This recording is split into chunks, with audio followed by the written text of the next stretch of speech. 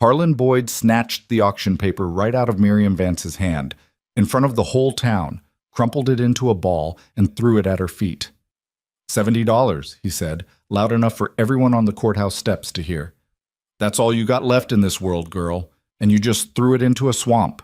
He laughed. His men laughed. And then, one by one, so did half the crowd. Miriam didn't pick the paper up. She just looked at him, steady, quiet, the way a person looks when they've already decided something the rest of the world hasn't figured out yet. Just, if you've ever been laughed at for believing in something nobody else could see, stay with me. Subscribe to this channel and follow Miriam's story all the way to the end. Hit that like button and drop your city or country in the comments. I want to see how far this story travels. The morning of the auction, Miriam Vance woke up before the rooster did. That wasn't unusual. She'd been waking before light for the better part of 2 years, ever since her father, Walt Vance, collapsed in the corn row and didn't get back up. The doctor said it was his heart. Miriam always suspected it was the weight of everything else. The debts, the bad seasons, the way the bank had started sending letters with a different kind of ink, heavier somehow, like the words themselves knew what was coming. She'd sold the mule first, then the good plow. Then piece by piece, the farm her father spent his whole life building got picked apart like a carcass on the road.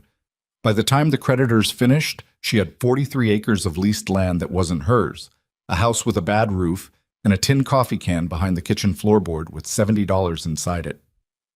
$70. Her entire fortune.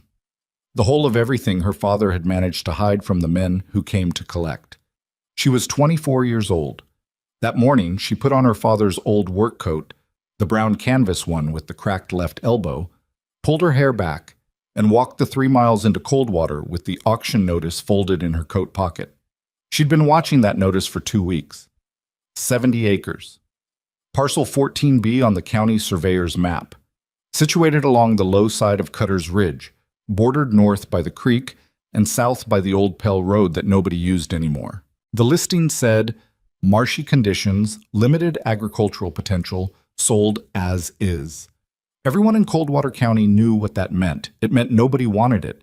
It meant the previous owner, a man named Cutter, who'd been dead for 11 years, had let it go to back taxes because not even he, a stubborn, weathered old fool who once tried to farm clay, could make anything grow there.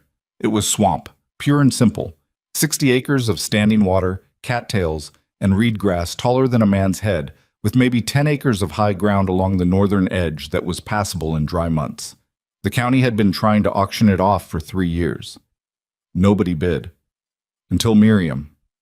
She arrived at the courthouse steps at 8 in the morning and stood near the back of the small crowd that had gathered. The county auctioneer, a thin man named Peavy, with ink-stained fingers and a voice like a rusted hinge, was working through a list of tax-delinquent properties. Most went fast. A timber lot, a quarter section out near Gilman Creek, a burned-out homestead that 2 brothers fought over for 4 minutes before one of them won. Then Peavy got to parcel 14B. He read the listing out loud. Then he looked up, squinted, and read it again like he was hoping the words had changed. 70 acres, mixed wetland and low meadow, no existing structures, accessed by County Road 3.1 miles south of... It's a swamp, Peavy, someone in the crowd called out. Just say it's a swamp. Laughter. Not mean yet. Just comfortable laughter. The kind a crowd makes when everyone agrees on something. Opening bid is set at $1 per acre, Peavy said. Minimum bid, $70 for the full parcel. Silence. He waited. Looked left. Looked right. Any opening bids for parcel 14B? That's when Miriam raised her hand. She felt it before she heard it. The shift in the crowd. The way people turned, the whispers starting up like wind through dry grass. I have a bid, she said. $70, full parcel. Peavy blinked at her. Miss Vance, she said. Miriam Vance, Walt Vance's daughter. Something moved through the crowd at that. Walt Vance had been known, not famous, not important, but known. A decent farmer, a quiet man, well-liked before the bad years swallowed him. His daughter standing here at this auction, bidding her last dollar on a piece of worthless swamp. That was the kind of thing people would talk about at supper tonight. $70, Peavy said carefully. Do I have any other bids on parcel 14B? That's when Harlan Boyd pushed his way to the front. Boyd was not a large man, but he moved like one. He had money in the way that some people have height. It made everything around him seem smaller. He owned the mill on the north end of town, 3 parcels of prime farmland along the ridge, and about half the local council's good opinion. He was 50-something, thick through the shoulders, with gray at his temples, and the kind of tan that said he spent time outdoors watching other men work. He looked at Miriam like she was a stray dog that had wandered onto his porch. Is this some kind of joke? He said. Not to Peavy, to the crowd. A few people laughed, uncertain. No joke, Miriam said. I placed a bid. Boyd stepped toward her and held out his hand. She thought for a moment he was going to shake hers, some strange, formal gesture. Instead, he simply took the auction notice she was holding, pulled it right from her fingers, looked at it, and then slowly, deliberately crumpled it into a ball. He dropped it at her feet. $70, he said, loud now, playing for the crowd. That's all you got left in this world, girl, and you just threw it into a swamp. The laughter that followed was different from before. It had edges to it. Miriam looked at the crumpled paper on the ground. She looked at Boyd. She did not bend down to pick it up. Are you placing a counterbid, Mr. Boyd? She asked. He stared at her. Something shifted behind his eyes, something quick and not entirely pleasant. And then he smiled and waved his hand like he was shooing a fly. I don't bid on water and weeds, he said, already turning away, and neither should you, honey. Honey. She heard a few women in the crowd make a sound, not quite protest, not quite agreement. That kind of uncomfortable in-between noise that told her they felt the word the same way she did, like a thumb pressed hard on a bruise. Sold, Peavy said very quietly, into the silence that followed. Parcel 14B to Miriam Vance, $70. She walked up and counted the money out of the tin can she'd brought in her coat pocket, bill by bill, into Peavy's ink-stained hand. He took it carefully. He looked almost sorry about it. Miss Vance, he said quietly, leaning forward just slightly, you understand what you've bought. I understand, she said. She walked home. 3 miles, alone, with a deed in her pocket and exactly $0 to her name. The land was worse than she'd expected. She went out to see it the following morning, borrowing a pair of rubber boots from her neighbor, old Delphine Marsh, who was 70 years old and almost completely deaf, but had a way of looking at people that made you feel like she understood everything without being told. Miriam walked the property line twice. The first time she nearly lost the left boot in a section of standing water hidden under a mat of broken reeds. The second time she went slower, paying attention to where the ground gave and where it held. The place smelled like mud and rot, and something older underneath both. The reed grass, phragmites she'd learned the word from an agricultural almanac she'd read twice at the county library, grew in dense, shoulder-high walls across most of the low ground. The stalks were woody, not like cattails, tougher, with a kind of stubborn persistence that she found herself reluctantly respecting. She walked to the northern edge where the ground rose slightly toward the creek.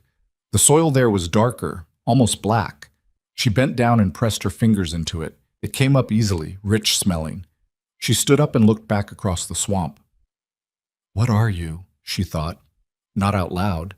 She wasn't the type to talk to land, but she stayed there a long time, long enough for the light to change and the red-winged blackbirds to start their late afternoon racket in the reeds before she walked home. The talk started almost immediately. In Coldwater, news moved fast and got worse with every retelling. By Thursday, she was hearing versions of her own auction story that she barely recognized. The part where she supposedly wept when Boyd dropped the paper. The part where Peavy had tried to talk her out of the bid. The part where she'd paid in crumpled ones and Boyd had laughed so hard he had to hold on to the courthouse railing. None of it was true. All of it was being believed. At the feed store, she overheard Clemens, who ran the place and had the kind of loud voice that made private conversations into public ones, telling a farmer she didn't recognize. Walt Vance's girl bought the Cutter Swamp, spent her last dime. Poor thing doesn't know if she's farming or drowning. She kept walking, bought a 20-pound bag of dried beans on credit, carried it home herself. That Friday, a woman from her father's old church came to the door with a pie and a very soft, very careful voice, and suggested that there were families in the county who were looking for domestic help. Good Christian homes, she said, where a young woman with Miriam's work ethic could have steady meals and a room of her own. Miriam looked at the pie. Apple, good crust. She thanked the woman. She took the pie. She did not ask for the names of those families. When the woman left, she sat at the kitchen table and ate a slice of the pie alone in the quiet house and thought about what she was going to do. She had land. She had no money, no equipment, no animals, no seeds, and no clear plan. She also had something most of the people offering her pity didn't seem to understand she had. She was not afraid of working. Not afraid in the way that most people were afraid. The way that made them flinch from hard things and look for softer paths. She had grown up following her father through fields before she was tall enough to see over the crop rows, and she had watched him work through pain and grief and failure with a patience that she had absorbed the way children absorb things, without meaning to, without knowing it was happening. She was not her father. She was not patient in the same way. She was something a little colder, maybe. A little more willing to be wrong before being right. She wrote a list on a piece of brown paper bag. On one side, what she had. On the other, what she needed. The what I needed side was so long she ran out of paper bag. She met Tobias Osk the way she met most things in that period of her life, by accident while doing something difficult alone. She'd been trying to dig a drainage test at the southwest corner of the property, using a borrowed spade, trying to understand where the water was coming from and whether it moved or just sat. Her arms were burning. The hole kept filling faster than she could dig it. She was on her knees in the mud when she heard boots stopping a few feet behind her. She did not look up immediately. She finished the dig she was in the middle of. Then she turned. He was old, 65, maybe 70, hard to tell with men who'd worked outdoors all their lives. Short and wide through the chest, with hands that looked like they'd been shaped from tree bark. He wore a hat that had been rained on so many times it had lost any memory of its original shape. He was looking at her hole with an expression of calm, technical interest. "You're digging in the wrong place," he said. His accent was Eastern European, thick, precise, like he'd learned English as a grown man and never stopped being careful with it. "I'm trying to track the water movement," she said. "Yes, but the water moves from there." He pointed northeast toward a slight rise she'd barely noticed. "You see how the reed grass grows denser? That is where the pressure comes from. The water is pushed up, not collected." She looked where he was pointing. "You've been on this property before?" "I live there." He gestured south toward a small farm half hidden by a tree line. "I have watched this land for 30 years. The man who owned it before you didn't want advice either." "I want advice," she said. "I just don't have money to pay for it." He looked at her for a moment. Then he crouched down beside the hole she'd dug, pressed 2 fingers into the soil, and rubbed them together the way a baker tests flour. "This soil," he said, "is very good. It's under 5 feet of swamp." "Yes," he said, "that is the problem." He stood back up, brushed his hands on his pants. "My name is Tobias. I will come back tomorrow if you want to hear something that will sound very stupid to you at first." He came back the next morning. She was already there. What he told her did sound stupid at first. "Pigs," he said. "You need pigs. Not as food, not as a side venture, as tools." He explained it slowly, the way he seemed to explain everything. Not assuming she was slow, but assuming the idea itself deserved care. Hogs were natural rooters. Given the right conditions, confined to sections, rotated through the land in sequence, they would tear into the root mat of the phragmites, turn the soil, break the compaction. They would do in one season what a man with a plow would spend 5 years attempting with borrowed equipment and a broken back. "Everyone will say you are crazy," Tobias said almost cheerfully, "especially the farmers." "Everyone already says I'm crazy," Miriam said. "Good. Then you have nothing to lose." She bought 3 pigs with credit she didn't have from a farmer 17 miles away who owed a favor to Delphine Marsh, who had vouched for Miriam without being asked. The farmer's name was Jessen. He was skeptical and said so. She told him she'd have the money in 6 months, or he could take the pigs back plus a bushel of whatever she managed to grow by then. Jessen laughed the way everyone laughed. But he delivered the pigs. What? The first week, the pigs did exactly nothing useful. They explored the fenced section Miriam had staked out along the eastern edge, about 3 acres, and ate everything they could reach and rooted up a foot of mud, and then settled into a corner and regarded the rest of the swamp with what she could only describe as deeply porcine indifference. She went home and wrote in her brown paper notebook, the one she'd started keeping for the farm. Week 1. 3 pigs. 3 acres. 0 progress visible. Tobias says, wait. She waited. By week 3, something had changed. The fenced section looked like a war zone. The reed grass was flattened, the root mat was broken open in dozens of places, and the soil underneath, the dark, rich soil she'd tested with her fingers, was visible in long, torn strips. She stood at the fence line and looked at it for a long time. Then she went inside and wrote, Week 3, beginning to understand. What? She was spreading fence stakes along the second section when Boyd's carriage came down Pell Road. She heard it before she saw it. The particular sound of expensive wheels on a rutted road, the kind of sound that announces itself. Boyd didn't get out. He sat in the carriage and looked at her across the fence line. Heard you've got pigs out here, he called. You heard right, she said, not stopping what she was doing. That your plan? Pigs? That's part of it. There was a pause. She heard him shift in his seat. Miss Vance, he said, and his voice had changed, still condescending, but with something underneath it she couldn't quite name, something that made her look up. This county's going to have a dry stretch coming, a bad one. That swamp of yours, whatever you're doing out here, it's not going to matter much. She looked at him directly. Was that a warning or a prediction? He smiled, the smile that didn't reach anything. Just being neighborly. He drove away. She stood in the mud and watched the carriage get small on the road, and she thought about the way he'd said that swamp of yours, like he was already calculating the distance between her owning it and her not owning it anymore. She went back to the fence stakes. She drove them harder into the ground than strictly necessary. She didn't know yet what he knew. She didn't know about the spring. She didn't know about the old mill race, the stone structure buried under 40 years of silt and reed root that her pigs were slowly, methodically unearthing. She didn't know any of that yet, but she knew something was underneath. The land had been trying to tell her since the first morning she'd stood in it, up to her knees, pressing her fingers into the dark soil, feeling something move below the surface that she couldn't name. She kept working.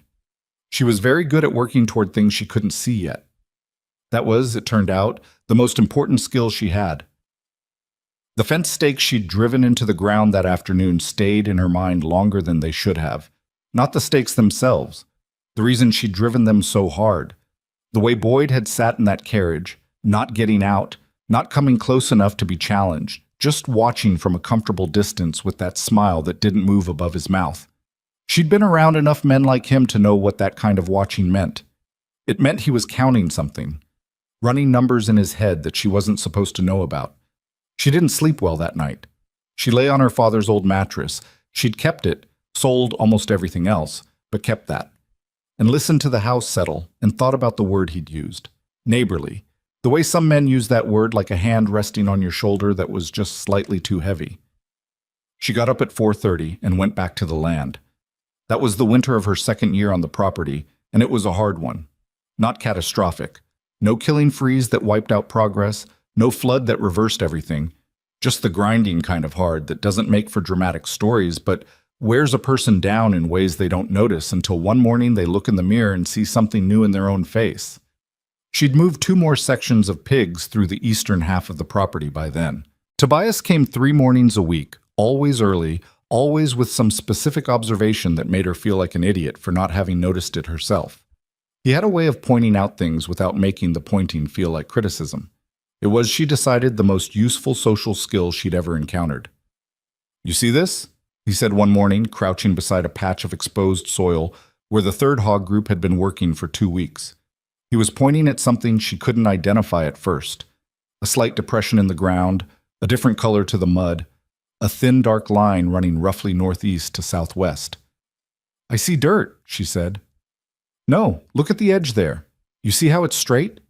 She looked closer. He was right. The edge of the depression was too regular, not the ragged lip of a root hole or an animal burrow. A line. A deliberate line. What is that? Tobias stood up slowly, one hand on his knee. I don't know yet, he said, but it didn't grow there. He said it the way he said most things, without drama, without inflation. Just a fact, offered plainly. She looked at the line for another minute, then moved the conversation back to the drainage problem they'd been working on because she had a fence section to finish by noon and no time for mysteries she couldn't solve yet. But she marked the spot with a broken stake pushed sideways into the ground. She didn't write it in her notebook that day. Some things felt like they needed more thinking before they became words. Jessen came for his money in early March, which was a week earlier than the 6 months she'd promised, and she did not have it. She'd had it briefly. A restaurant owner 2 counties over named Addie Crane had paid her for 4 bushels of the oversized root vegetables her first cleared half-acre had produced, and for about 4 days Miriam had held the exact amount she owed Jessen in her coat pocket. Then the east fence blew out in a night wind, and 3 of the hogs were gone by morning, and she'd spent 2 days chasing them through the reed grass before finding 2 of them mired in the south end of the property and the third in Tobias's garden, apparently perfectly happy. She'd rebuilt the fence. That cost money. The search cost time. The time cost the second harvesting she'd planned for the back quarter acre. And the restaurant order went partially unfilled, and Addie Crane was gracious about it once and would probably be less gracious a second time. When Jessen pulled up the road in his truck, she was already coming out of the field to meet him, mud on her boots, nothing in her hands, and the expression on her face that she'd inherited from her father, the one that said, I know what this is, and I'm not going to pretend otherwise. You got my money? Jessen said. He wasn't mean about it. He was a practical man. No, she said. I've got 2 of your pigs still working and 1 I had to replace. I've got a quarter acre of cleared ground that's producing better than anything in the county, and I've got another 2 acres that'll be ready to plant by May. What I don't have is your cash money right now. Jessen looked at her, looked at the property. He could see the cleared section from where he was standing, the dark-turned earth, the absence of the reed wall that had been there 6 months ago. That ground looks good, he said reluctantly. It is good. It's the best soil I've seen, better than ridgeland. Doesn't help me if I can't eat it. Give me 2 more months, she said. I'll pay you the original amount plus 10%, and I'll give you first option on buying produce direct at a price better than market. He thought about it the way farmers think. Not fast, but not slow either. Measuring. 2 months, he said. Not a week more. He drove away. She went back into the field. She did not allow herself to think about what would have happened if he'd said no, because that road didn't go anywhere useful. The talk in town had changed by spring, which she noticed only because Delphine Marsh told her about it. Delphine came once a week to Miriam's house with some specific purpose. A borrowed tool, a jar of something preserved, a piece of fabric she didn't need. The real purpose, Miriam understood, was to check on her. Delphine had been doing it since Walt Vance died. In the same quiet, non-intrusive way she did everything, like a woman who understood that help offered too loudly becomes a burden. Clemens at the feed store is telling people your vegetables are freakish, Delphine said, setting a jar of pickled something on the table without being asked if it was wanted. Freakish, Miriam repeated. Too big. Wrong color. He's saying the soil must be contaminated, swamp gas or something. Miriam looked at the jar. Swamp gas. That's what he's saying. The restaurants 2 counties over seem to be fine with freakish. I know that, Delphine said. Clemens doesn't. There was a pause. Delphine sat down at the table without being invited, which was her habit, and which Miriam had stopped minding approximately 3 months after it started. Boyd was in the store Tuesday, Delphine said, carefully. Miriam looked up from the notebook she'd been writing in. And?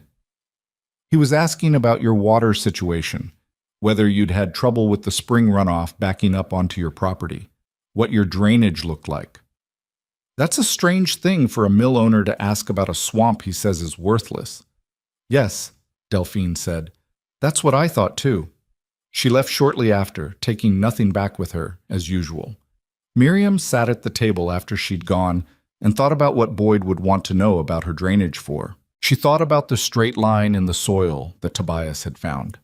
She thought about the way water moved on her property, the pressure from the northeast, the way certain low spots never dried out, even in dry weeks, the way the creek on the northern edge ran fuller than it should have for its size. She pulled out the county surveyor's map she'd bought a copy of from the courthouse for 50 cents. She spread it on the table and looked at the property lines. She looked at where Boyd's mill sat, northeast, up the ridge, along the creek. She looked at the line the water made moving downhill from there. She looked at where it would come out. She didn't have the answer yet, but she had the shape of a question, and sometimes that was enough to keep you moving. April came with rain, which was good for the cleared ground and bad for her mood, because it meant the section she'd hoped to have fenced by the third week got pushed to the first week of May, and her schedule, the careful month-by-month plan she'd built in the notebook, slipped back by 3 weeks all at once. She had a fight with Tobias on a Tuesday morning in the rain. It wasn't a serious fight. It was the kind that happens between two people who have been working closely in difficult conditions for long enough that the friction surfaces. He wanted to rotate the largest hog group back to the first cleared section to do a second pass routing. She wanted to move them forward to the section they hadn't touched yet. The second pass will break the remaining root system, he said. If you don't do it now, you will have regrowth by August. If I don't expand the cleared area now, I won't have enough productive ground to cover what I owe by June, she said. You are thinking like a debtor, he said. You need to think like a farmer. She turned around and looked at him. He was standing in the rain with his hat gone dark from water, holding a fence post under his arm, looking absolutely unruffled. I am a debtor, she said. I can't afford to think like a farmer until I stop being one. He considered this. Both things, he said finally. What? Rotate half the group back, move half forward. Both things at the same time. She almost argued, then she didn't. I only have stakes for one section. I have stakes, he said. I will bring them. He did. They worked in the rain until noon without talking much. When they stopped to eat, she'd brought bread and hard cheese. He'd brought something pickled in a jar she didn't ask about. They sat under the one oak tree on the high north edge and were quiet for a while. How long did it take you, she said eventually, before you stopped feeling like you were failing? He chewed thoughtfully. I haven't stopped yet, he said, but it bothers me less. That's not encouraging. No, he agreed. But it's true. The stone appeared in June.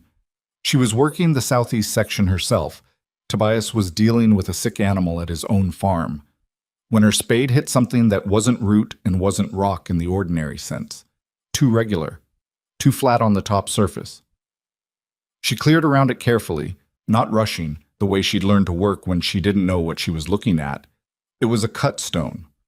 Limestone, she thought. Shaped, not found. Maybe 18 inches across, flat on top, with a groove worn into the center. A channel, she realized. The groove was too precise to be natural erosion. Something had been made to run through it. Something like water. She stood up. Looked around at the section.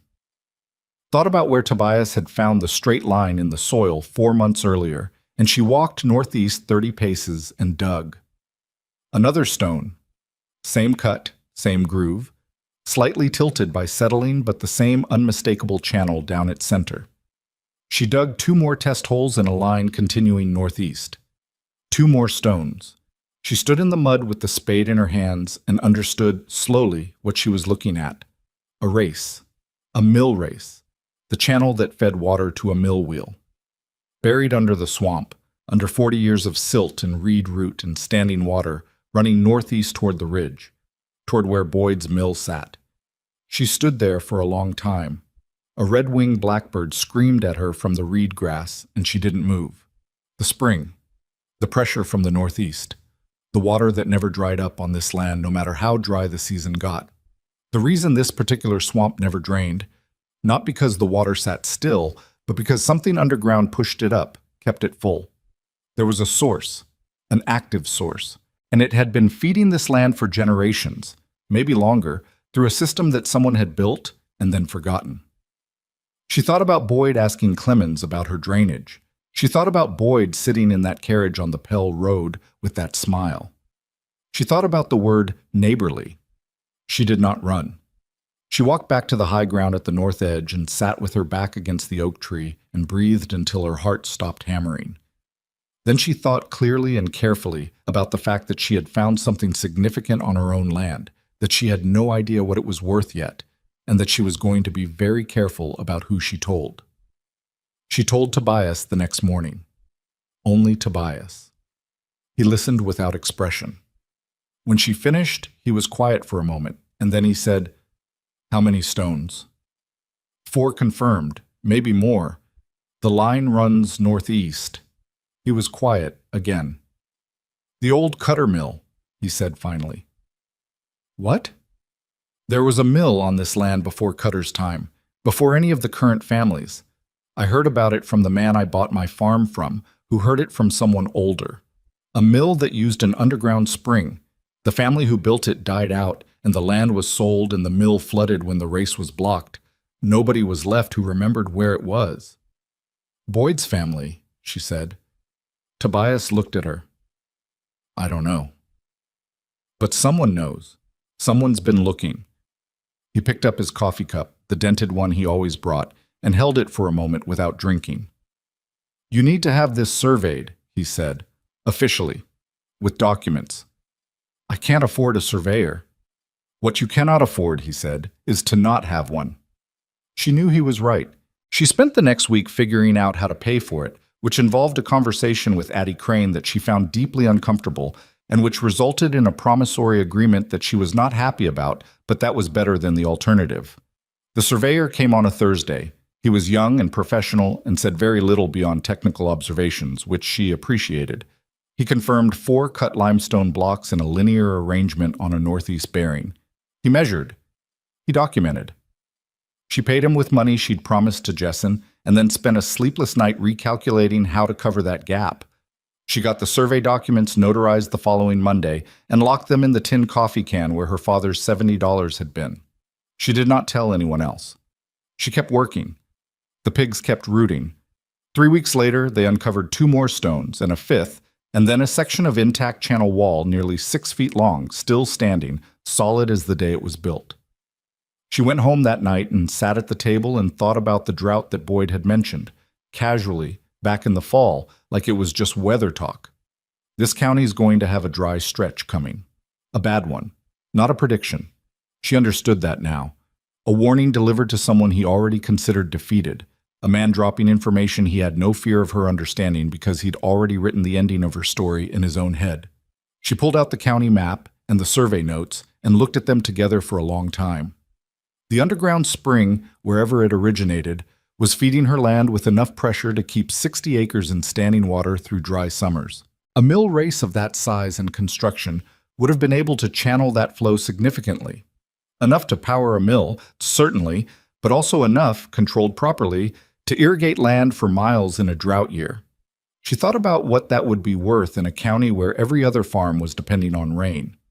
She thought about what Boyd knew and when he'd known it. She was not afraid exactly. She was something colder and more focused than afraid. She was the way she got when she understood the problem clearly and could see the shape of what she needed to do. She needed the drought to come before Boyd made his move.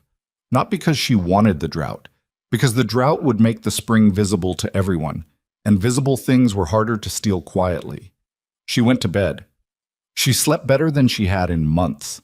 Outside, the pigs worked in the dark, rooting steadily through the soil, uncovering old stones that had been waiting a very long time for someone to come looking. The land was not finished showing her what it held. She was beginning to understand that it had been patient about it. Patient in the way that land is patient, which is longer than any person can be, longer than any plan, longer than any man's hunger for what doesn't belong to him. She was not patient by nature, but she was learning. The drought came in July. Not all at once. Droughts never do, at least not the serious ones. They come the way debt comes, quietly, incrementally, each dry week feeling like it might still turn around. Until one morning, you look at your cistern and realize the turning around stopped happening a while back, and you just hadn't been paying attention. The first sign was the creek on the northern edge of Miriam's property. It dropped 8 inches in 2 weeks, which was unusual but not alarming. Then it dropped another 6. By mid-July, the farmers along the ridge were talking about it at the feed store. Miriam heard this from Delphine, who heard it from the feed store boy who delivered grain to her neighbor. And by the end of July, the talking had a different quality to it. Less observation, more worry.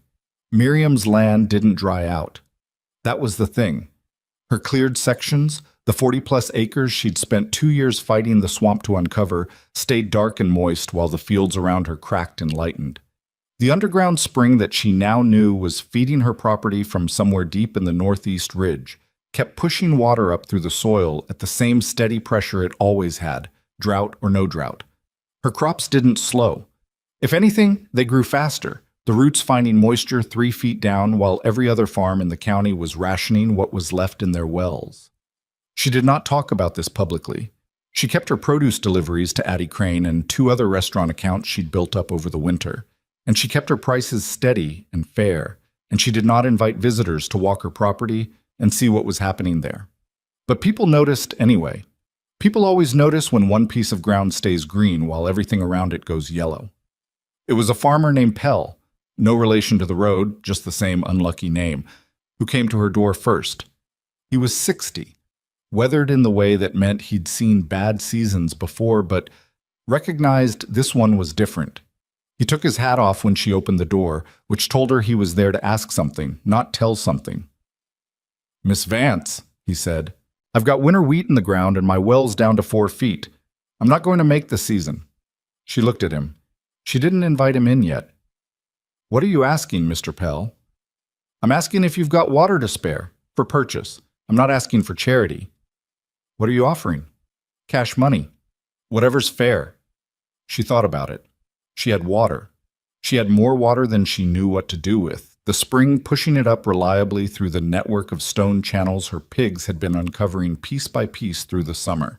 Channels she'd been carefully mapping, carefully documenting, with Tobias's help and a second set of surveyor's notes she'd paid for by trading 2 bushels of vegetables for the man's time. She had water. She had legal documentation of where it came from and whose property it sat on. She had a tin can with the original deed and 2 surveyor's reports and a notarized map that would hold up to scrutiny. What she did not have was a system for sharing the water, pipes, channels, any infrastructure that would let her move it off property in any controlled way. "I can't sell you water yet," she said. "Not because I don't want to, because I haven't got the means to deliver it." Pell looked at her steadily. He was not a man who showed emotion easily. She could see that. But something moved behind his eyes. A quick, tamped-down desperation that he was working hard to keep out of his voice. "Then what am I supposed to do?" he said. Quiet, not accusatory, just genuinely asking. "Give me 2 weeks," she said. He put his hat back on. "I've got maybe 3 before the wheat's done." "2 weeks?" she said again. He left. She went to find Tobias. Tobias was in his garden, which had fared better than most in the county because he'd been irrigating from a small diverted stream for 30 years and had built his soil up to a depth that held moisture in a way that newer worked land didn't. He listened to Miriam explain what she needed without interrupting, which was one of his consistent virtues. "We'd need to open the main channel section," he said when she finished. "The long intact piece your pigs found in May. If that runs where we think it does, it connects to the upper stonework, and from there the water could be directed," she said. "Could. We don't know the full run yet. Then we find it." He looked at her with the expression he used when he thought she was moving faster than the situation warranted, which was an expression she'd become familiar with over 2 years. "How many more sections do you want to dig?" "As many as it takes." "With what equipment?" She didn't answer that immediately, because the answer was with whatever I can scrape together, which was not a satisfying answer, but was the true one.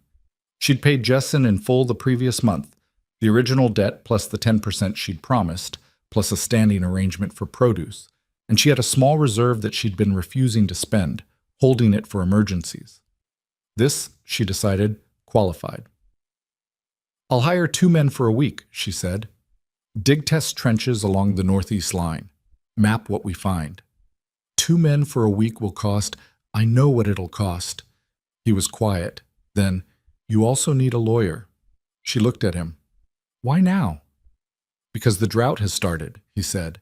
"And Boyd knows what that spring is worth in a drought year at least as well as you do, probably better. And men like Boyd don't wait." She heard it in his voice. Not panic, Tobias didn't do panic, but a kind of accelerated urgency, the way a careful man sounds when he thinks you're running out of time to be careful. "I'll find a lawyer," she said. "Soon," he said. "Soon," she agreed. She did not tell him that the idea of sitting across a desk from a lawyer and explaining her situation, the pigs, the stones, the spring, the swamp that she'd turned into the only productive land in the county, made her feel a particular kind of exhausted that she didn't have a name for. It wasn't shame.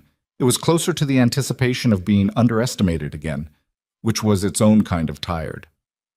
She hired the 2 men, brothers named Galt, who were strong and asked few questions and worked steadily for cash, and they dug 7 test trenches in 5 days along the northeast line she and Tobias had mapped. The 4th trench opened the main channel. Not just a stone or two, a full-run section of the mill race, intact on 3 walls, nearly 4 feet wide and 2 feet deep, running in a clean northeast line under 4 decades of accumulated silt. The bottom of the channel was still sealed.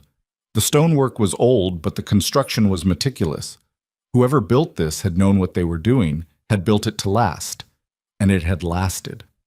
Water was moving in it, not flooding it. It wasn't full, but moving, seeping through joints in the silt, finding the path it had been cut to follow, doing what water always does when given a prepared direction. The older Galt brother, whose name was Roy, and who had the undemonstrative manner of a man who'd seen most things, looked at it for a long moment and then said, "That's old work." "Yes," Miriam said, "that's real old work." He crouched down and ran his hand along the wall.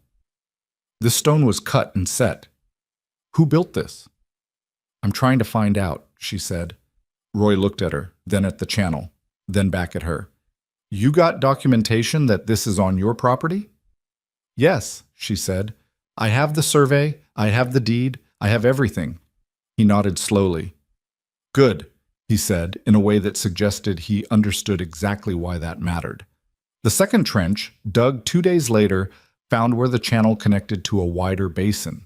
A collection point, Tobias explained, where the spring water would have been held and then released in controlled amounts to drive the mill. The basin was partially collapsed, but the basic structure was identifiable. The spring feed came in from the northeast through a narrower channel, and the whole system had been designed, intelligently, practically, to capture and control a natural water source that had been running underground for longer than anyone in the county had been alive. Miriam stood at the edge of the basin and felt something that was not quite triumph and not quite relief, something more complicated, the kind of feeling that comes when you've been right about something and the proof is right there in the ground in front of you, but being right doesn't make the next step any easier. She took out her notebook and made her notes. Measurements, observations, the exact position of each stone section relative to the survey markers she'd had placed 6 months earlier. She was very careful. She was very thorough. She went home and found Boyd's carriage outside her house. He was not in the carriage this time. He was standing at her door, which he had not knocked on. She could tell because her neighbor's dog, who barked at knocking without fail, was quiet. He was just standing there, hands in his jacket pockets, looking at the property with the same calculating expression she'd seen the previous fall on the Pell Road. He saw her coming from the field and turned and smiled. "Miss Vance," he said, "you're a hard woman to find at home." "I've been working," she said. She didn't slow her pace, walked right to her door, stepped up to the porch, kept herself between him and the door without making it look deliberate. "What can I do for you, Mr. Boyd?" "I've been thinking about your situation," he said.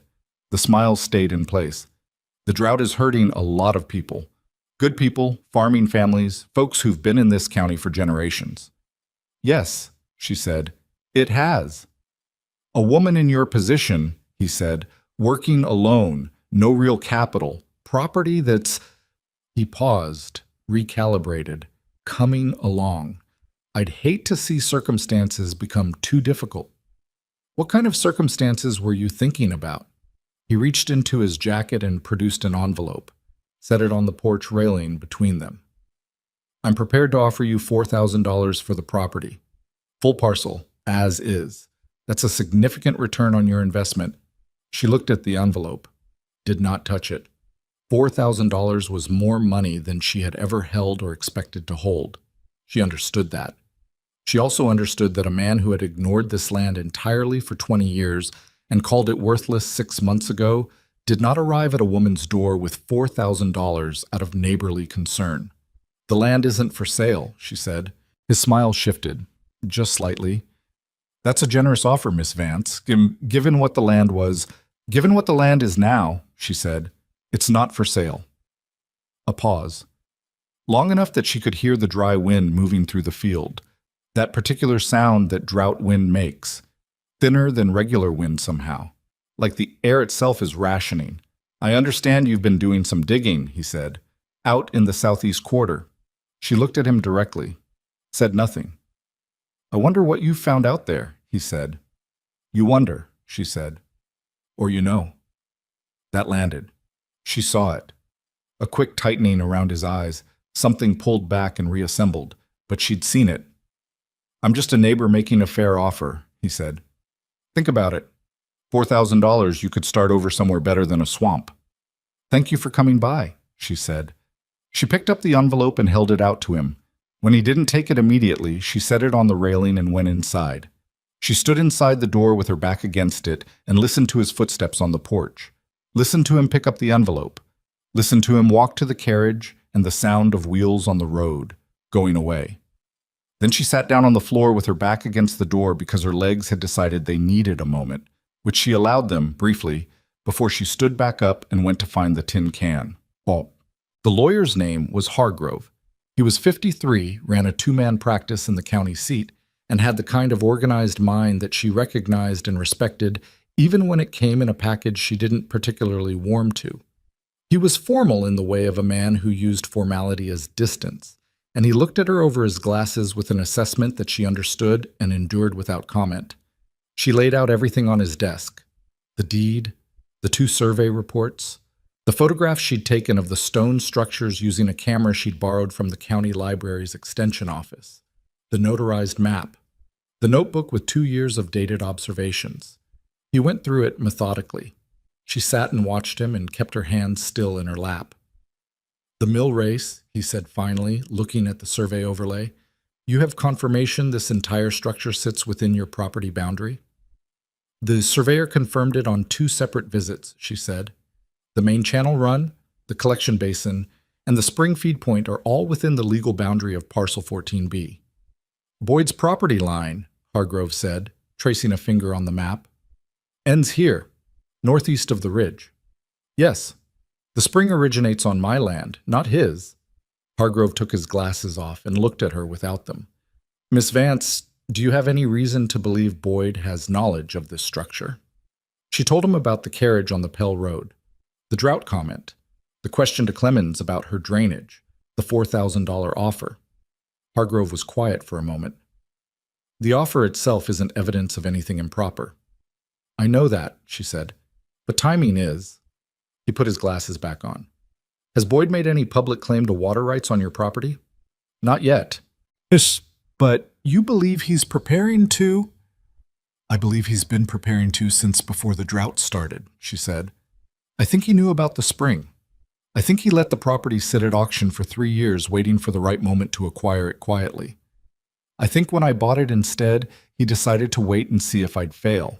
When I didn't fail, he changed his approach. Hargrove looked at her for a long moment. That's a serious accusation. I'm not making an accusation, she said.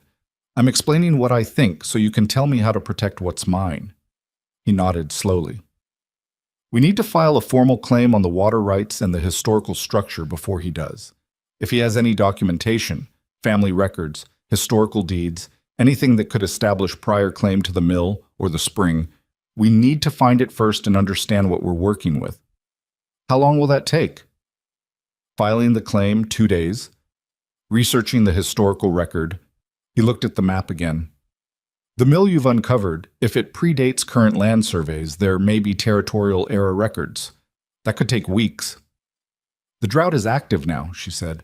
People are losing crops now. I understand the urgency. Do you? She said it without heat, but directly. Because I have farmers coming to my door who have 3 weeks before they lose everything. And the person who's been sitting on the knowledge that could help them has been waiting for the right moment to use it as leverage. I need that window closed. Hargrove looked at her over his glasses again. This time the assessment was different, less automatic, more actual. I'll file the claim by Thursday, he said, and I'll start on the historical research immediately. Thank you, she said. She stood up. Miss Vance. She turned back. He was looking at the photograph she'd laid on his desk, the stone channel, the basin, the careful old construction exposed after decades underground. This is genuinely significant. You understand that? I'm beginning to, she said. She was walking home from Hargrove's office when she passed the feed store and saw, through the window, Boyd standing at the counter talking to Clemens. Nothing unusual about that. Boyd was in the feed store regularly, but there was a third man she didn't recognize, younger, wearing clothes that said city, not county, and holding a leather satchel flat against his chest in the way that lawyers or clerks hold things they've been paid to hold carefully. She did not stop. She did not slow down. She walked past the window without turning her head, which required more deliberate effort than she would have liked to admit. She walked 3 blocks, turned a corner, and stopped. A lawyer. Boyd had brought his own lawyer to Coldwater. She stood on the corner with the dry July wind pushing dust along the street, and thought about timelines. Her claim would be filed Thursday. Hargrove had said it. But if Boyd filed something first, any kind of prior rights claim, even a thin one, even one that would ultimately fail, it would create a contest, and contests took time, and time in a drought was money that people like Pell didn't have. She walked back to Hargrove's office. He was still at his desk when she came in without knocking, which she recognized was rude but couldn't help. Boyd has a lawyer in town, she said, right now, at the feed store. Hargrove looked up. How do you know it's a lawyer? I know what lawyers look like when they're working. She looked at him steadily. Can you file the claim today?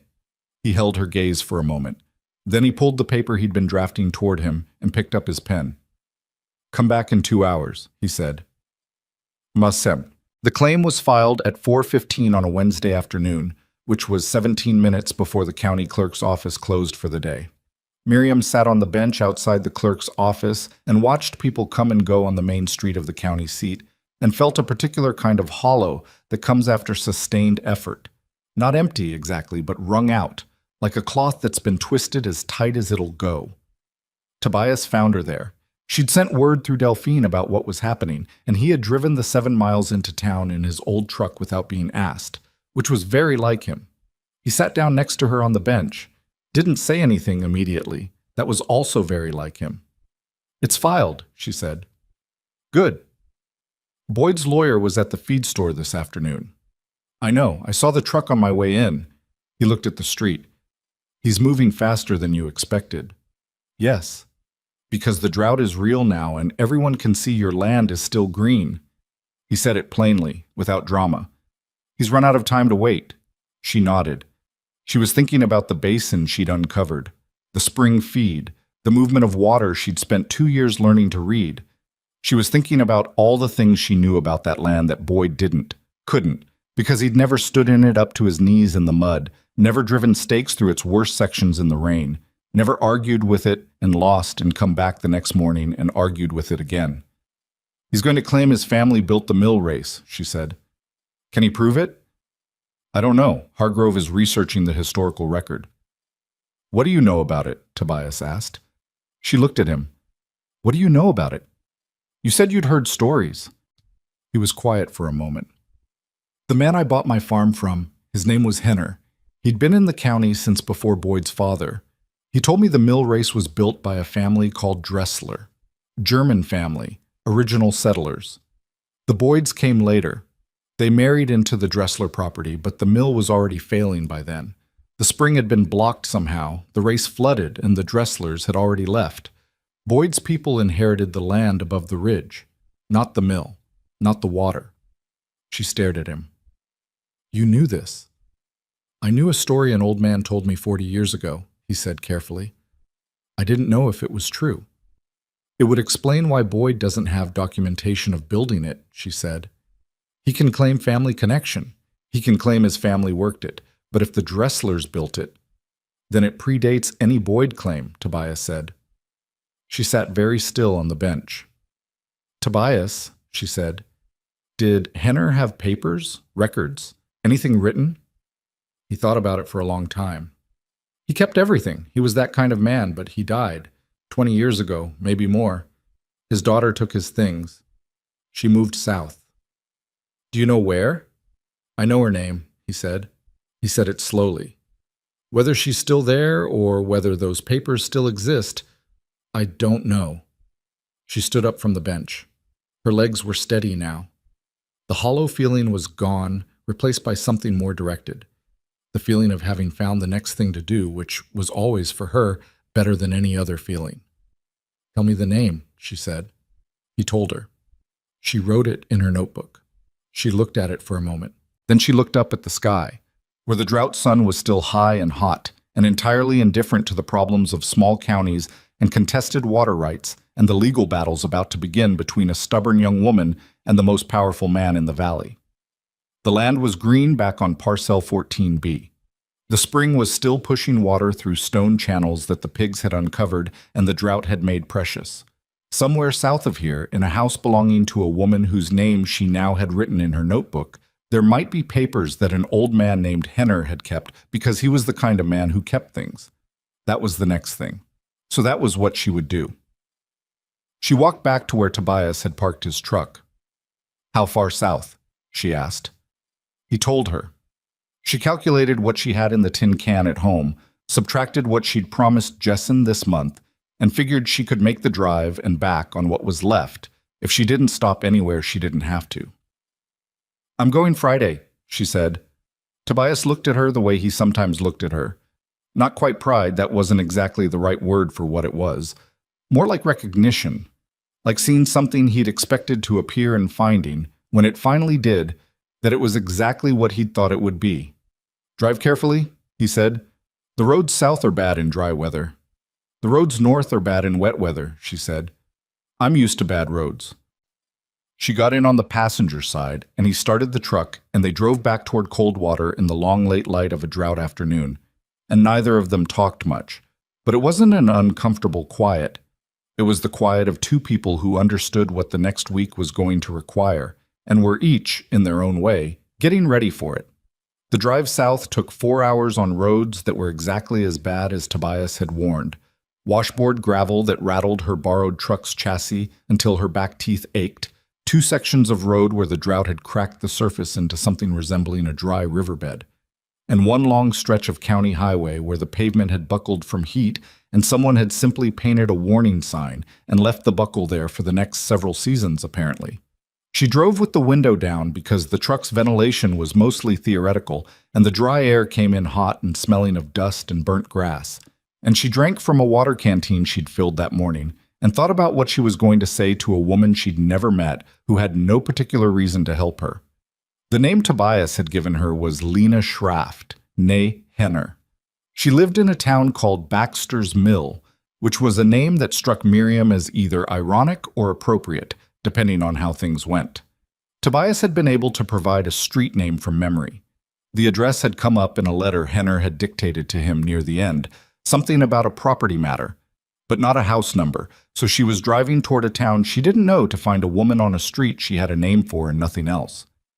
She found the street. It ran 6 blocks, mostly small houses with dry lawns. She parked at one end and walked it twice, looking for anything that would tell her which house belonged to a woman who'd moved from Coldwater County 20 years ago and might or might not have kept her father's papers. On the second pass, she knocked on a door belonging to an elderly man who was sitting on his porch doing nothing in particular in the heat, and asked him if he knew a woman named Schraft on this street. He looked at her with the careful, unhurried attention of someone who spent a lot of time sitting on porches and had learned that most things worth knowing could be determined by looking at a person for long enough. "Lena Schraft," he said. "Yellow house, end of the block. She's home. She's always home on Fridays." Miriam thanked him. He nodded and went back to his nothing in particular. The yellow house was small and neat, with a garden out front that was losing the drought battle but hadn't surrendered yet. Someone had been hauling water to it. She could see the worn path between the garden and the side of the house where a spigot would be. A person who hauled water to a garden in a drought was a person who didn't give up on things easily. She took that as a small, possibly irrational, good sign. She knocked, waited, knocked again. The woman who opened the door was somewhere in her mid-60s, with white hair pulled back and a face that had the particular look of someone who'd moved a long distance for reasons that weren't entirely happy and had rebuilt a life anyway. She looked at Miriam without recognition and without alarm, just clear, patient waiting. "Mrs. Schraft," Miriam said. "My name is Miriam Vance. I've come from Coldwater County. I knew of your father, Mr. Henner. I'm sorry to come without notice." Something moved in the woman's face, not quite grief, that had probably settled into something quieter by now, 20 years on. But the specific expression people get when a stranger invokes someone they've loved. "What do you need?" Lena Schraft said. Straightforward, not unfriendly. Miriam told her. She told her about the land, the spring, the mill race stones, the drought, the claim filed with the county clerk, Boyd's lawyer in the feed store. She told her what Tobias had said about Henner and the Dressler family and the mill. She said it all standing on the porch without embellishment, because this woman looked like the kind of person who would appreciate a straight account. When she finished, Lena was quiet for a moment. "Come in," she said. "I'll put coffee on." The kitchen was small and organized with the efficiency of someone who'd spent a long time making limited space work. Lena moved around it without wasted motion, filling a pot, setting cups out. Miriam sat at the table and kept her hands in her lap. "My father talked about the Dressler mill," Lena said, not turning from the stove. "He talked about it more than almost anything else. It bothered him his whole life." "What happened to it?" "What did happen to it?" Lena turned. The short version? The Dresslers built it, it ran well for years, and then, somewhere around the time the Boyd family came into the county, the spring feed started failing. The race started flooding instead of running. The mill couldn't operate. She set the coffee down. "My father always believed the spring was blocked deliberately, that someone filled in the upper channel to flood the lower section and make the property worthless." Miriam felt something cold move through her. Deliberately. He couldn't prove it. That's what ate at him. He knew the Dressler land. He'd worked it as a young man. He knew where the original channel ran, and he knew the flooding didn't make sense naturally. But the Dresslers were gone by then. The family had scattered, and there was nobody left withstanding to pursue it. "And the Boyds," Miriam said carefully. Lena sat down across from her and looked at her directly. "My father never accused Boyd's family in writing. He was careful about that. But he kept everything.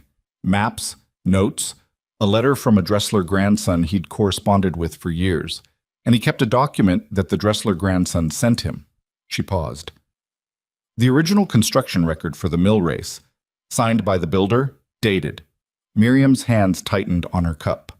"That document is in a box in my back room," Lena said, "with everything else he kept." The room was quiet except for the small sounds of the kitchen and the drought wind outside pressing against the windows. "Mrs. Schraft," Miriam said, "I need to ask you. I know what you need to ask." Lena looked at her cup. "You want to borrow those papers. Use them in whatever legal matter is coming." "Yes." "They could establish that the mill race on your property was built by the Dressler family, not the Boyds, and that anyone claiming Boyd family rights to that water is building on a false foundation." "Yes." Lena was quiet. Then, "The Boyds ruined my father's best friend's family. The Dresslers didn't die out. They left, ran out of money fighting a situation they couldn't prove was manufactured against them. My father watched that and kept the papers and waited for something to do with them." She looked up. "I think he would have wanted them used." I'll return everything, Miriam said. Originals. Carefully. I know you will, Lena said. I can tell what kind of person you are. Miriam didn't say anything to that. She was not entirely sure she trusted assessments made by people who'd known her for 20 minutes, however accurate they might turn out to be. There's one more thing, Lena said. In the box. A letter from the Dressler grandson to my father. It talks about something he found in a county land book before he left the region. An entry showing a transfer of the Upper Channel rights. Not a sale. A notation. In Boyd's grandfather's hand. Miriam looked at her. Proof that he knew, Lena said. That the Boyd family knew the mill race existed and what the spring was worth. And they let the land flood and waited. 3 generations, Miriam said, half to herself. Some things people are patient about when the prize is large enough, Lena said. Miriam thought about Boyd sitting in that carriage on the Pell Road. She thought about the smile that didn't reach anything above his mouth. 3 generations of patience, and she'd bought the land out from under all of it for $70 from a tin coffee can. May I see the box? She said.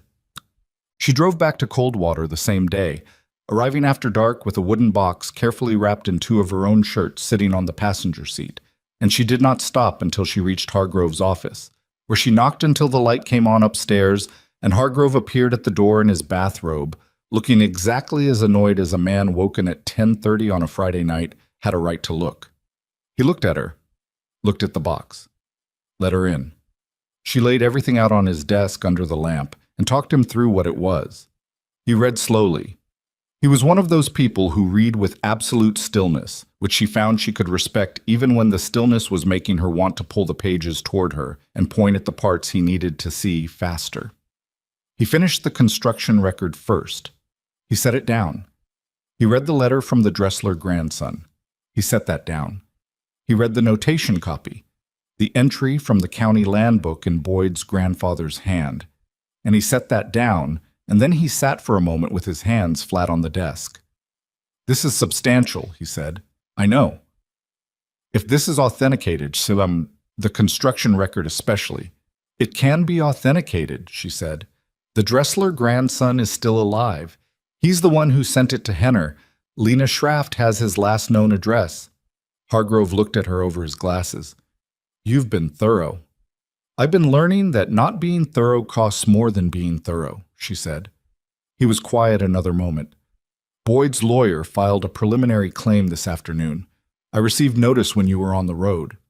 He watched her face. He's claiming Boyd family historical rights to the mill race and the spring water, based on a continuous association with the property since the early county period. A continuous association, she said. That's careful language. It is. It doesn't claim they built it. It claims they were associated with it. It's designed to be vague enough to sustain through early proceedings while they look for better documentation. Documentation that doesn't exist, she said. That you believe doesn't exist, he corrected. That's why I went south, she said, to make sure I knew what existed. He looked at the papers on his desk. The hearing will be in front of Judge Amory, 6 weeks from now, barring any motions to accelerate. Can we request acceleration? The drought is... I've already drafted that request, he said. Given the active drought conditions and the agricultural impact on the county, I believe Amory will grant a faster hearing. 3 weeks, possibly 2. 2 weeks. She thought about Pell's wheat. 3 weeks before it's done, he'd said, and that had been a week ago. File everything we have, she said. The original claim, the survey reports, the photographs, these documents from Henner, all of it. We'll need to be careful about how we present the notation from Boyd's grandfather. It establishes knowledge, but the interpretation could be challenged. Then we use the construction record to establish ownership, and the notation to establish that the opposition knew the truth before they filed, she said. We don't need the notation to win the property question. We need it to show Boyd knew what he was doing when he made the claim. Hargrove looked at her for a moment with something that was almost surprise, then covered it. That's the correct sequence, he said. I've had a long drive to think, she said. She left the box with him and walked home in the dark, which was something she'd been doing since she was a girl and had never bothered her. The drought had thinned the air in a way that made the stars more visible than usual, clear and hard and very numerous. She didn't look at them long. She had a list building in her head of what needed to happen before the hearing, and she was organizing it by priority, which was how she handled most things that felt too large. She got home. She wrote the list in the notebook. She went to sleep. Boyd's response to the filed documents came not through the court, but through Clemens at the feed store, which meant it came through approximately 70% of the county's adult population within 48 hours.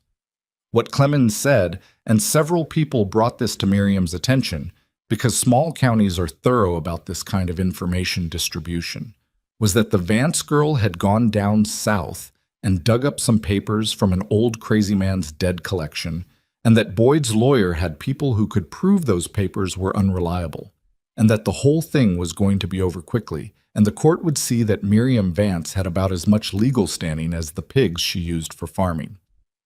The pigs. She heard that part from Delphine, who relayed it with a neutrality that Miriam appreciated. "He said pigs?" Miriam asked. "He said it was embarrassing, what she'd done to that property," Delphine said. "That decent farming people shouldn't have to look at that." Miriam thought about her 43 cleared acres. She thought about the restaurants buying everything she could grow. She thought about Pell at her door with his hat in his hands asking about water. "What did you say?" she asked Delphine. "I said my garden was doing fine this summer," Delphine said, "since you'd been sharing your drainage runoff with the low side of my property for 6 months." Miriam looked at her. "I didn't ask you to," Delphine said mildly. "You just did it. I thought someone should know you'd done it." She didn't say anything to that. She was not good at being thanked, and she suspected Delphine knew it, which was probably why Delphine had said it the way she had. Not as thanks exactly, more as a fact being entered into the record. The court date came on a Thursday, 3 weeks after Hargrove's request for acceleration, which Amory had granted on the basis of documented agricultural hardship across the county. Miriam spent the 2 days before it going over everything with Hargrove in his office until he finally told her, with the particular patience of a man who has gone over the same material enough times that he can feel the edges of it, that she knew the case as well as he did, and she needed to go home and sleep. She went home. She didn't sleep much. She arrived at the courthouse 40 minutes early and sat on the same steps where Boyd had crumpled the auction notice in front of the whole town 18 months ago. She did not think about that deliberately. It was just where the bench was. Boyd arrived 12 minutes before the hearing with his lawyer, a man named Cassidy, city-built and precise in his movements, the kind of man who walked like every step was billing something. And 2 additional men she didn't recognize who were probably there for the visual weight of it, the suggestion of resources and backing. Boyd saw her on the steps. He slowed almost imperceptibly. Then he walked past without speaking. The courtroom was small. Judge Amory was 60, direct, with the manner of someone who had heard every kind of human creative interpretation of property law and had come out the other side deeply unimpressed by most of it. She did not seem like a person who would be moved by the visual weight of additional men standing behind a wealthy client. Cassidy presented first. His argument was smooth, well-organized, and built on the kind of language that sounds comprehensive while committing to as little as possible. The Boyd family's historical association with the mill site, their generational connection to the water source, the established community understanding of the spring's relationship to Boyd land. He had a surveyor's affidavit that described the spring's general location and direction of flow. He had 2 letters from county residents attesting to their belief, held since childhood, that the spring was related to Boyd's mill operation on the ridge. Miriam watched Amory's face while Cassidy spoke. Amory wrote things down. Her expression did not change. Then Hargrove presented. He was less smooth than Cassidy, which was perhaps why he was in a county practice and not a city one, but he was precise in a way that Cassidy was not, and precision, in a property dispute, matters more than smoothness. He laid out the survey reports, the photographs, the deed. He explained the mill race, what it was, where it sat, whose property contained it from the first ridge stone to the final basin point. He entered the Dressler construction record and explained its provenance. He entered the Henner letter and its enclosure. Amory read the construction record for a long time. Then she looked up. "Mr. Hargrove," she said, "this document, the construction record, you're representing this as the original?" The original is sent to Mr. Henner by the Dressler grandson, Your Honor. The grandson, Mr. Ernst Dressler, is alive and has provided a sworn statement confirming its authenticity and provenance. Amory looked at Cassidy. Mr. Cassidy, your clients claim historical association with this mill structure. Do they claim their family built it? A small pause. The kind that tells you something. Your Honor, the Boyd family's connection to the mill site predates. Do they claim their family built it? Amory said again. No change in tone, just the question, repeated. The historical record regarding original construction is, Cassidy began. Because this document, Amory said, tapping the construction record, establishes who built it, and it isn't the Boyd family. Cassidy shifted. Your Honor, the question of construction doesn't necessarily determine water rights in cases of long-term use and long-term use, Amory said. Let's talk about that. She looked at Hargrove. You have a notation from the county land book? Yes, Your Honor. He provided it. She read it. She looked at Boyd for the first time. Boyd was sitting very still in the way that men sit when they are working hard not to show anything. Mr. Boyd, Amory said, Your Honor. This notation is in your grandfather's hand as identified by your own family's submitted documents. Your grandfather's signature appears on several of the association letters Mr. Cassidy submitted as supporting material. Boyd said nothing. This notation, Amory continued, references the upper channel of the Dressler Mill race by name. It appears in a county land book from your grandfather's time. Your family has claimed through Mr. Cassidy that the relationship between this spring and the Boyd family mill operation is an established historical fact that predates Miss Vance's ownership. And yet, she set the notation down, this notation, in your grandfather's own hand, is the first time the mill race is described as separate from Boyd property, not connected to it, separate from it. The courtroom was very quiet. Your grandfather knew, Amory said, and this court would like to understand when your family knew that the mill race and the spring it channels sit on land that has never been Boyd property. Cassidy leaned toward Boyd and said something very quietly. Boyd said something back, equally quiet. His face was controlled, but around his jaw something had tightened that he couldn't entirely keep out of it. Your Honor, Cassidy said, we would request a brief recess to, We'll take 15 minutes, Amory said, and stood. Miriam sat at the plaintiff's table and breathed. Hargrove touched her arm briefly, not words, just acknowledgement, and then looked back at his papers. She heard Boyd cross the room behind her. She did not turn around. In the hallway during the recess, she stood near the window with a glass of water someone had handed her and looked out at the main street of the county seat and thought about how much had changed in the year and a half since she'd walked this street after the auction. The same buildings, the same dust. The drought had taken the color out of everything visible from this window.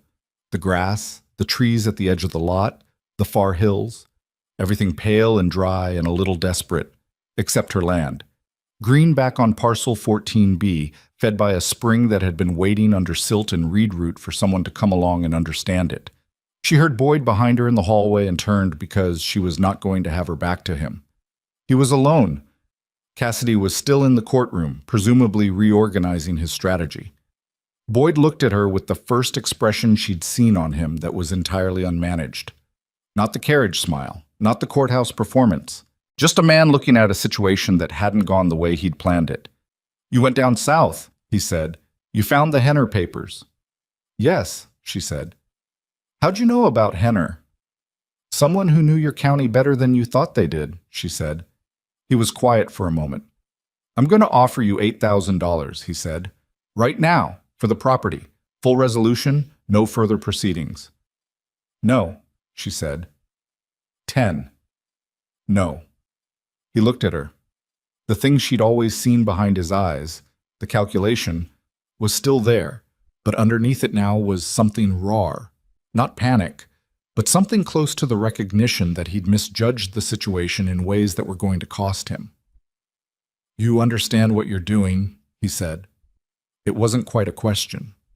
I'm keeping what's mine, she said. You're making an enemy of the most established family in this county, he said. That has consequences that go beyond a courtroom. She looked at him steadily. "Mr. Boyd," she said, "you've been my enemy since you crumpled that auction notice and threw it at my feet. I've been building my case since before you decided I was a threat. And the most useful thing that's happened to my land in the past 2 years is that your family taught the previous owners to flood it and walk away." He stared at her. "If your grandfather hadn't blocked that channel," she said, "someone else would have found the spring 100 years ago, and none of us would be standing here, so I'm genuinely grateful for the family tradition of underestimation." She turned and walked back into the courtroom. Her hands were not entirely steady when she sat down, but she kept them flat on the table, and they settled. When Amory returned and Cassidy resumed, something had shifted in his approach. He was still professional, but the architecture of his argument had changed. He'd abandoned the historical association framing and moved to a narrower claim about water rights based on downstream usage from Boyd's existing mill operation on the ridge. It was a smaller argument, a defensive one. Miriam watched Amory watching Cassidy and understood that Amory had already made up her mind during the recess, probably before it, and was listening to the rest of this with the patience of someone completing a process they'd already reached the end of. When Cassidy finished, Amory asked Hargrove 2 specific questions about the survey boundaries. He answered both. She wrote something. Then she looked at Boyd directly. "Mr. Boyd, I'm going to ask you a question directly, and I want a direct answer. Before you filed your preliminary claim on the mill race and spring water, were you aware that the structure uncovered on Miss Vance's property was the original Dressler mill race and not a Boyd family construction?" Cassidy said, "Your Honor, I'm asking your client," Amory said. Boyd sat very still. "I believed my family had a connection." "That's not what I asked," Amory said. "I asked if you were aware the structure was Dressler built before you filed." The silence that followed was not long, but it was the kind of silence that a courtroom remembers, the kind that has weight. "I had some historical information," Boyd said finally, "about the previous ownership of the mill site." "Historical information," Amory said.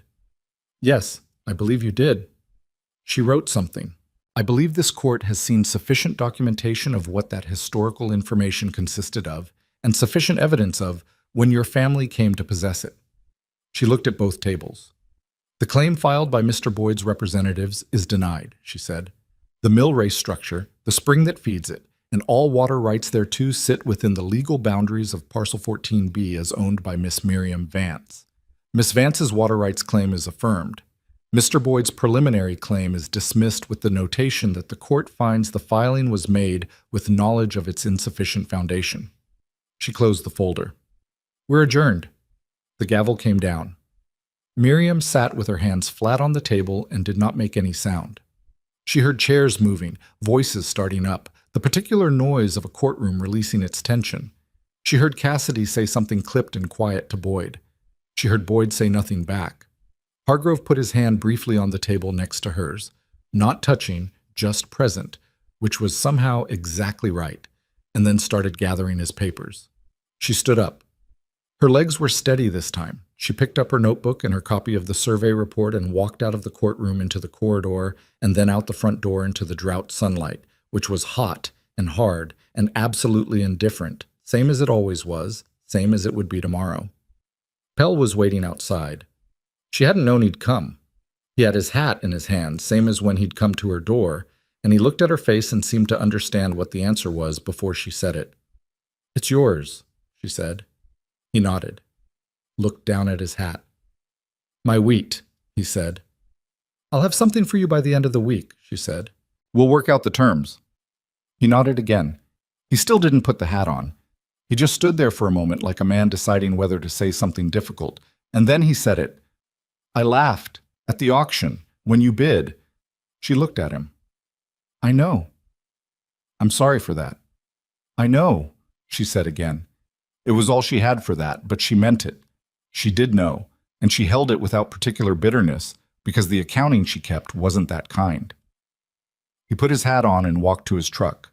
She stood on the courthouse steps in the drought sun and thought about the tin can behind the kitchen floorboard and the $70 that had been in it, and the deed that was in it now, and the survey reports and the notarized maps and the court order that would join them when Hargrove processed the paperwork.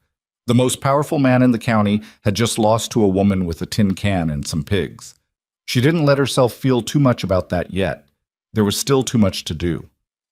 But walking back to the truck, she let herself feel a little of it, just enough to know it was real. The paperwork took 11 days. Hargrove had warned her it would take 2 weeks, which meant 11 days felt like a small victory, which told her something about how her standards for good news had shifted over the past 2 years. She picked up the certified copy of the court order on a Tuesday morning, folded it into the inside pocket of her father's canvas coat, and drove back to the property. She didn't go inside the house first. She went straight to the field. The pigs were in the 7th section, the last significant uncleared area on the southern end, doing what they'd been doing for 2 years, which was tearing methodically through root systems that had taken decades to establish, and would take them considerably less time to destroy. She stood at the fence line and watched them for a while. They were not dramatic animals. They did not know they'd changed anything. They just worked, which was perhaps the thing she respected most about them. She put her hand on the fence post. One of the original stakes she'd driven in that first week, now weathered gray and solid in the ground, and tried to feel something definitive about what had happened in the courthouse 11 days ago. She mostly felt tired, not the bad kind of tired, the kind that lives in your muscles after you finish something that took everything you had. There was still so much to do. That was the thing nobody told you about winning. It didn't empty the list. It just changed what was on it. The first meeting about the water happened 2 weeks after the court order at her kitchen table, which was the same table where she'd eaten apple pie alone the night after the auction and wondered how she was going to survive. Pell came. 2 other farmers whose land had gone to critical drought stress, a woman named Caro Budd, who ran a vegetable operation on the South Ridge, and a man named Trask, who had 300 acres of feed corn going gray in the heat. Delphine Marsh came, technically because Miriam had asked her, practically because Delphine came when she was needed and didn't require formal invitation. Tobias sat in the corner with his dented coffee cup and said almost nothing, which was his highest form of presence. Miriam had spent 4 days before the meeting doing calculations she wasn't entirely qualified to do, about water flow and channel capacity and what the mill race system could realistically deliver if it was cleared and partially restored. She'd had a long telephone conversation with the young surveyor who'd done her first documentation. He had an interest in historical water systems that bordered on passion, and he'd been more useful in that conversation than she'd paid him to be. She laid it out plainly. The spring was consistent. It hadn't varied significantly in output through the drought, which meant it was fed from deep enough that surface conditions didn't much affect it. The main channel, if cleared and restored to functional condition, could direct water to a collection point at the edge of her property. From there, with basic infrastructure, pipe, gravity, a distribution arrangement, she could supply water to adjacent landowners at a controlled rate. Not free. She was direct about that. She needed materials, labor, time, and she still had debts that didn't care about drought or court orders. "What are you asking per unit?" Trask said. He was the kind of farmer who went to the number first, which she respected. She told him. It was a fair price. She'd looked at what water was selling for in counties further into the drought, in places where there was no local source, and people were hauling in from 2 counties over, and she'd priced below that by a margin that was genuine, not performative. Trask looked at the number for a moment. "That's reasonable," he said, like it surprised him, which she chose not to take personally. "Can you actually restore the channel?" Caro Budd asked. She was a direct woman, 50s, who had the manner of someone who'd been burned by optimistic promises before, and had organized her entire decision-making process around not being burned again. "The stonework. It's been underwater for 40 years. The main channel section is structurally intact," Miriam said. The surveyor confirmed it. It needs clearing and some reseating on 2 joints, but the construction is sound. Whoever built it knew what they were doing.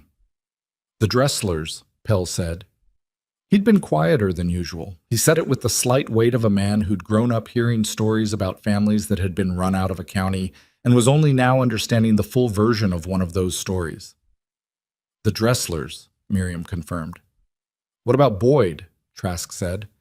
Everyone at the table was quiet for a moment. It was Delphine who answered, which surprised nobody who knew her. Boyd's mill operation on the ridge depends on creek water, Delphine said, the creek that runs off her north edge. Miss Vance's water rights don't affect the creek flow. The creek is surface water, separate from the spring.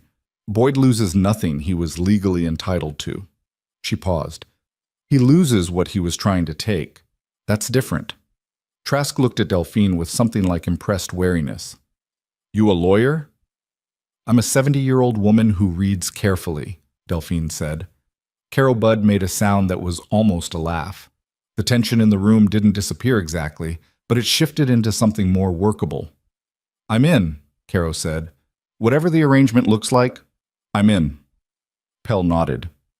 Trask thought for another 30 seconds, which was apparently his standard deliberation time, and then nodded too. Miriam looked at Tobias. He raised his coffee cup slightly, which was his version of a toast.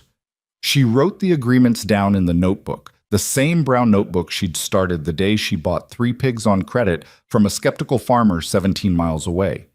It had 2/3 of its pages full now, and the things written in the early sections, the worried daily tallies, the deficit calculations, the margin notes that said wait and ask Tobias and don't panic yet, were so far from what she was writing now that they felt like a different person's handwriting, even though she could see it was the same.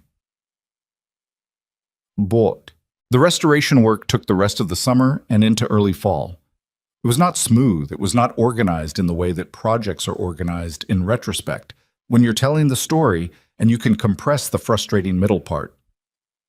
There were 3 weeks in August when the main channel kept silting back faster than they could clear it, which turned out to be because a collapsed section 30 feet upstream was redirecting fine sediment, and they hadn't found it because it was under 4 feet of standing water in the only section of the property that still hadn't fully drained. Roy Galt, the older of the brothers she'd hired the previous spring, nearly put his foot through a section of channel wall that looked solid and wasn't, and he was fine but shaken, and she spent 2 days rebuilding that section by hand with Tobias because she didn't want anyone else in it until she understood how far the weakness ran. The pipe cost more than she'd budgeted. It always does. She went back to Addie Crane with a proposal that Addie listened to with the expression of a businesswoman calculating risk in real time, and Addie said yes to a modified version of what Miriam had asked for, which was not everything she needed, but was enough to keep moving. She had a fight with Trask in September over the distribution schedule, which he felt favored Pell's wheat over his corn, and which she felt reflected the actual engineering constraints of the gravity-fed system, and which was eventually resolved by Tobias drawing a diagram on a piece of brown paper bag that demonstrated quietly and without taking sides why the schedule was what it was. Trask looked at the diagram for a long time. He didn't apologize exactly. He said, "All right, I see it," which was apparently as close as Trask got to an apology, and they moved on. Carol Budd saved her fall tomato crop. She brought Miriam a box of them in October, left it at the door without knocking, and was already gone when Miriam found it. There was a note. It said, "Fair price for fair water. Thank you." Miriam put the note in the tin can with the deed and the court order and the survey reports, and her father's broken watch, which had been in there since the beginning. The drought broke in November, a month later than anyone hoped, earlier than some had feared. The county had made it, mostly, with losses that would take seasons to recover from, but nothing that wiped out families entirely. Pell got his wheat in. It wasn't a good harvest, but it was a harvest, which was the difference between staying and leaving, and Pell stayed. Boyd did not fight the court order. She'd expected something, a motion, an appeal, some procedural rearguard action that would cost her more time and money, but nothing came. What came instead was a period of silence that was itself a kind of statement. Boyd pulled back from his usual county presence, attended fewer council meetings, sent representatives where he used to go himself. The notation in the land book, his grandfather's handwriting confirming 3 generations of knowing what sat under that swamp, had been entered into the court record. It would stay there. Coldwater County was small and people had long memories, and Boyd understood, she suspected, that the cost of continuing to fight was higher than what he'd been trying to win. She heard, through Delphine, who heard it through channels that Miriam didn't fully trace, that Cassidy had billed Boyd significantly for the hearing and the dismissed claim, which was a form of justice she found more satisfying than she expected to. She did not celebrate any of this openly. It wasn't her nature. She noted it in the notebook with a date and moved on. One evening in December, she was closing up the eastern fence line, the first section she'd ever run, the one where the 3 original pigs had been let in 2 years ago and had regarded the swamp with that monumental indifference. And she found herself thinking about her father. Not in a grief way. In the specific way she sometimes thought about him, which was as a reference point, a standard she measured things against without consciously meaning to. Walt Vance had worked hard his whole life and died with nothing, and she had spent a year and a half convinced that the lesson in that was about circumstances beyond a person's control. Bad luck. Bad seasons.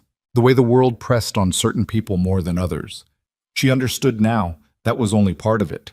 Her father had worked the land he was given. She had worked the land nobody wanted. Not because she was smarter or stronger or more deserving. She'd bought it because it was what she could afford, and she'd fought for it because it was what she had.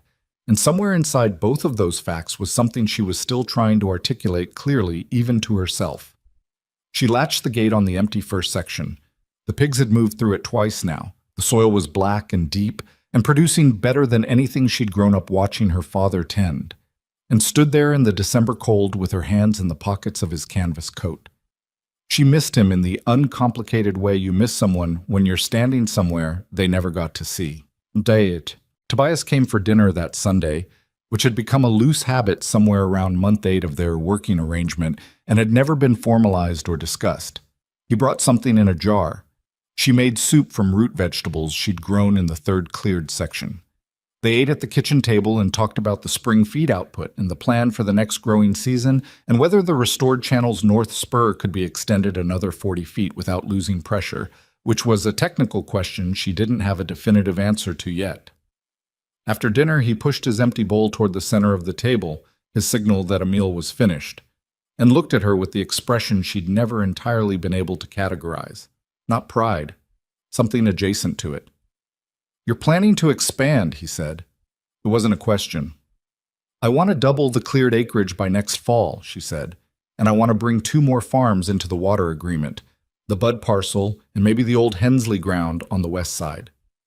"You'll need more pigs," he said.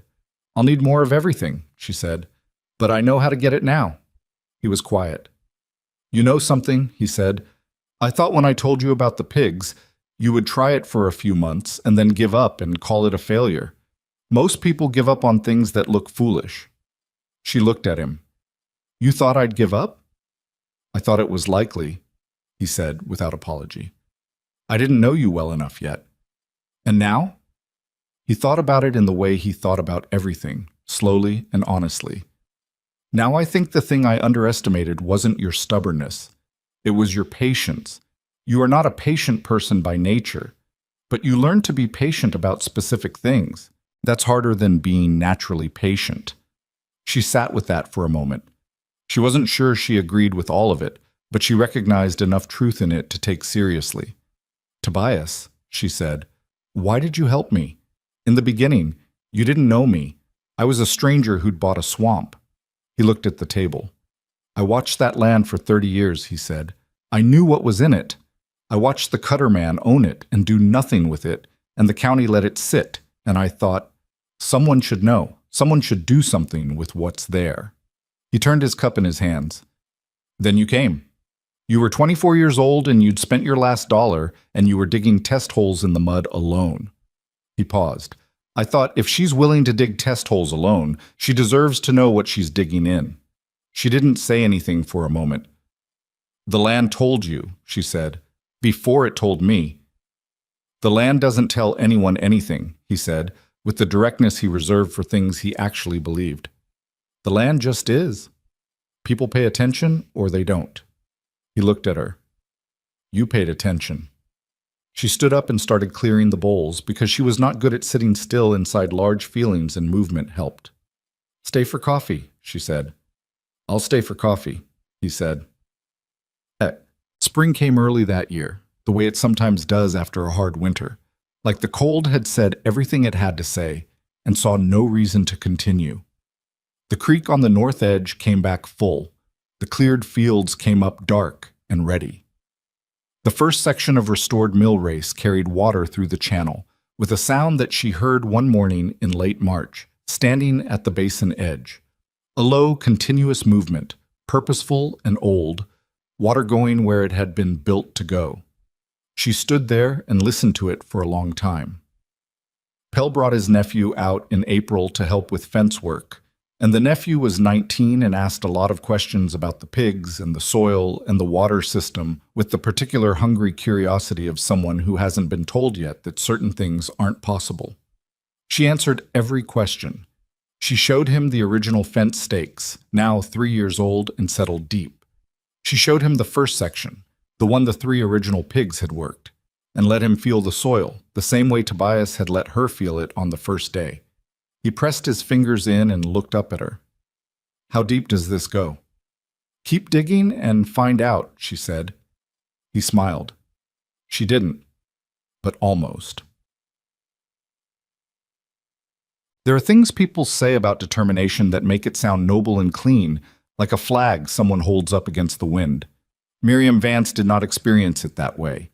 She experienced it as a series of mornings where the alternative to getting up was too unacceptable to entertain, so she got up. She experienced it as owing money to people and not allowing herself to owe them longer than she said she would. She experienced it as standing in a courtroom and keeping her voice level and her hands flat on the table while a man who had tried to take what was hers found out that she had been more thorough than he'd believed anyone who bought a swamp for $70 could be. The land was never magic. That was what she wanted people to understand if anyone ever asked her, which occasionally they did by the 3rd and 4th year, when the property had become the kind of local fact that people brought visitors to see. It was not a miracle. It was soil that had been sitting under water, waiting for someone to understand what drainage problem needed solving and be willing to solve it slowly. The pigs were not symbols of anything. They were animals doing what animals do. And she had used what they did because an old man with bark hands had told her to, and she had been desperate enough to listen. That was the whole of it. What she believed, and what she would have said to anyone who asked, was this: the worst thing you can do with a piece of ground, or life, or a decision, is look at it once and decide you know what it's worth. The county had looked at that swamp for 40 years and decided it was worthless. Harlan Boyd had looked at her on the courthouse steps and decided she was finished. Even Tobias, who loved the land and knew its secrets, had looked at her digging test holes alone and thought she'd probably give up. None of them were looking at what was actually there. They were looking at what they expected to find. She had been wrong about things too, many times.